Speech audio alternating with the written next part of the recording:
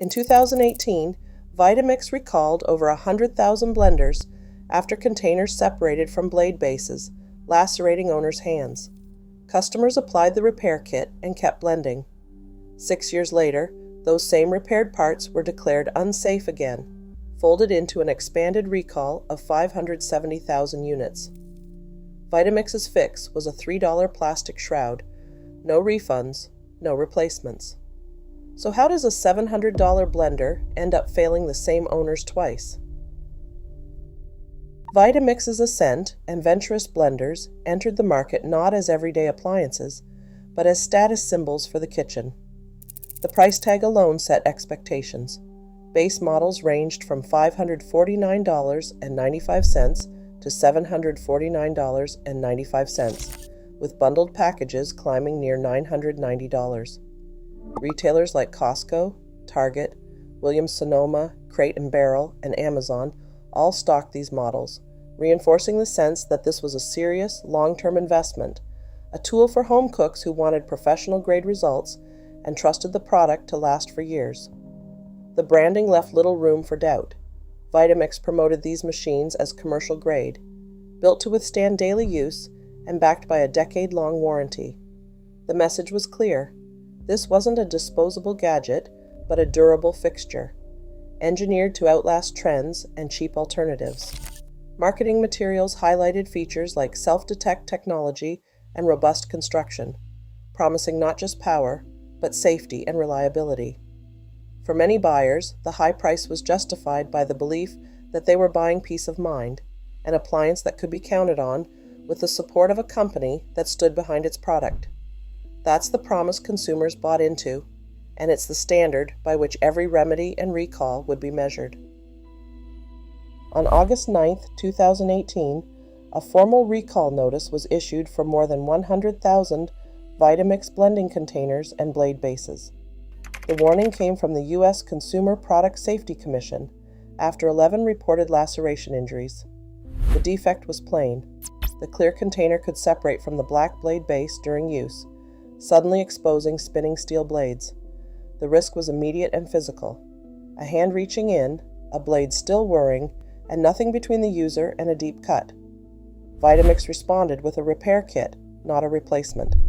The remedy arrived as a plastic shroud designed to snap over the blade base, paired with updated warning labels. Customers were told to stop using the affected containers until the kit arrived, then to install the shroud and resume blending as normal.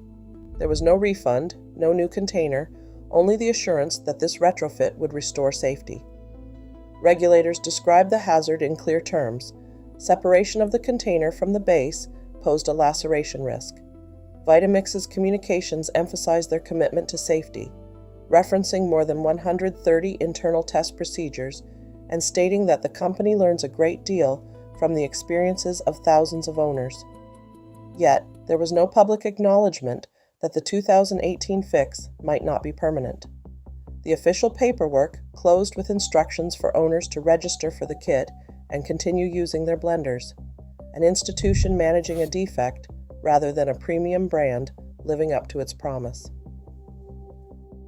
On June 20, 2024, the U.S. Consumer Product Safety Commission issued an expanded recall for Vitamix Ascent and Venturist containers, now covering 569,000 units in the United States and 122,000 in Canada. The official language described the hazard exactly as it did in 2018. The blending container could separate from the black blade base, suddenly exposing spinning steel blades.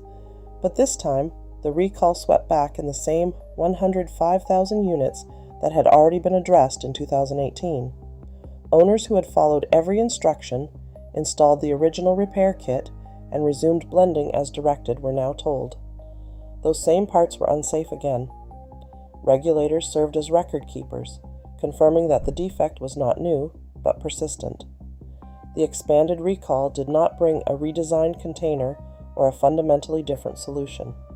Instead, Vitamix again offered a plastic shroud and updated warning labels, the same remedy that failed to prevent further injuries after the first recall.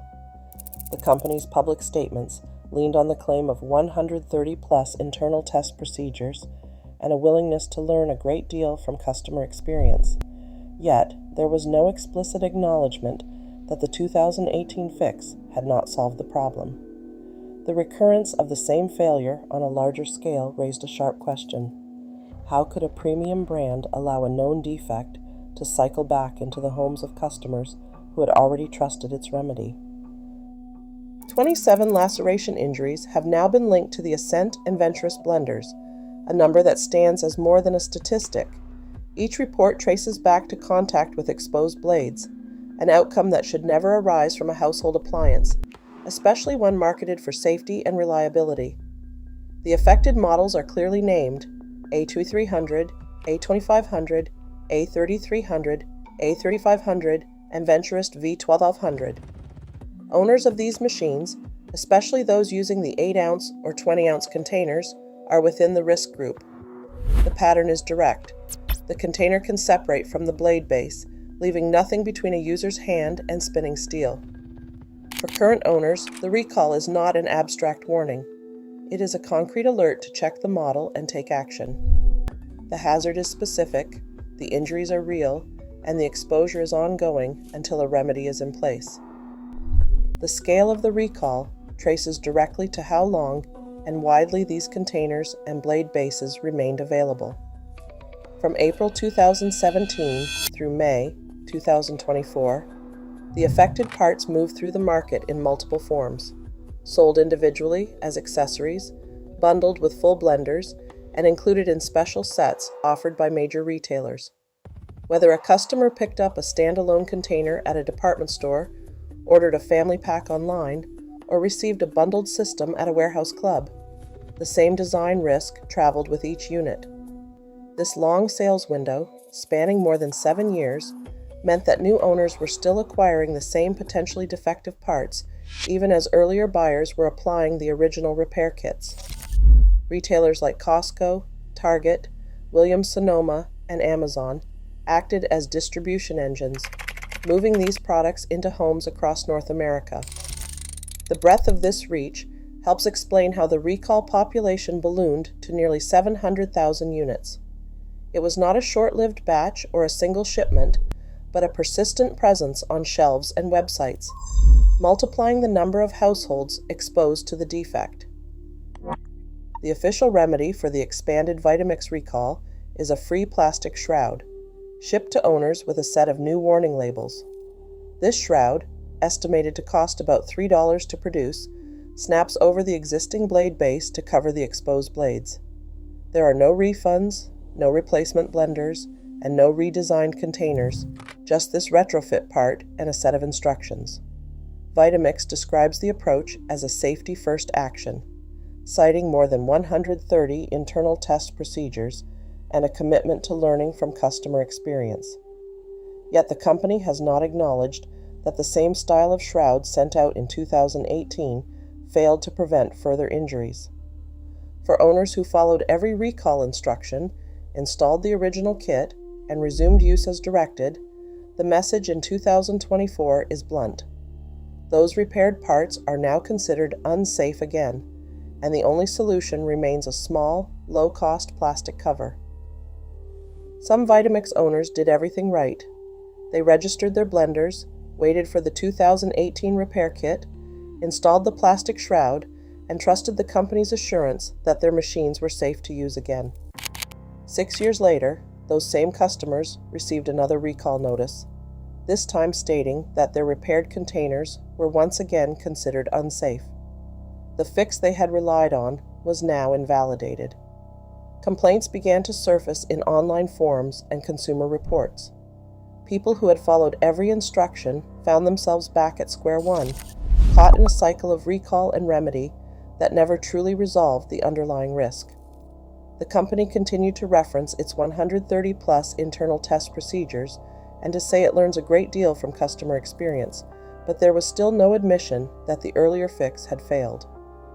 For repeat affected owners, the sense of trust in a premium brand gave way to disappointment, first for the defect and then for the remedy that proved temporary.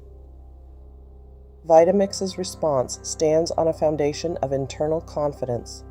The company cites more than 130 test procedures for its blenders and describes each recall as a learning process.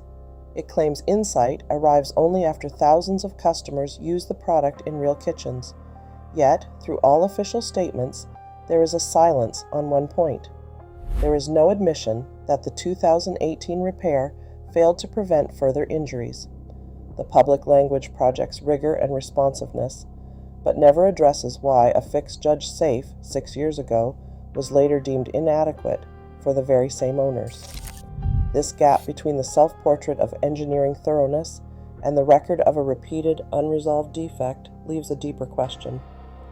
When a brand charges a premium and promises lasting safety, what does it owe its customers when the solution falls short?